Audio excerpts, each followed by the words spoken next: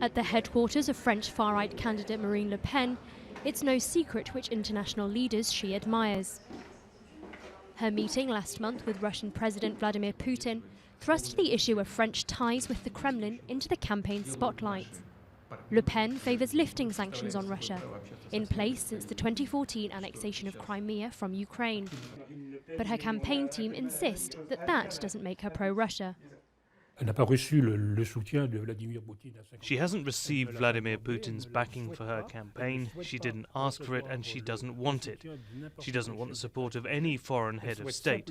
She simply wants to show that when she's president, France will be able to speak to the whole world.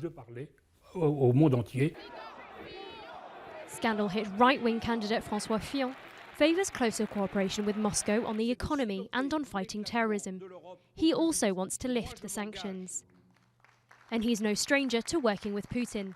They met several times while prime ministers of their respective countries. But support for closer ties with Russia isn't limited to the right wing.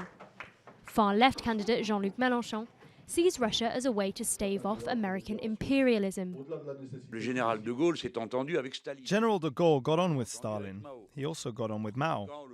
Therefore, when the time comes, I will find a way to get on with Mr. Putin, if it means preventing a war from happening on the continent.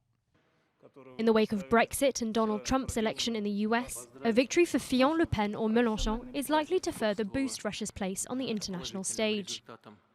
But socialist candidate Benoît Hamon and pro-EU centrist Emmanuel Macron both back continued sanctions against Russia and take a more sceptical view of Putin.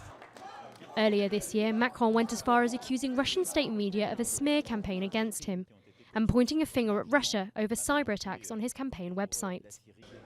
So while Vladimir Putin will not be casting a vote on the 23rd of April, his figure continues to loom large over the campaign.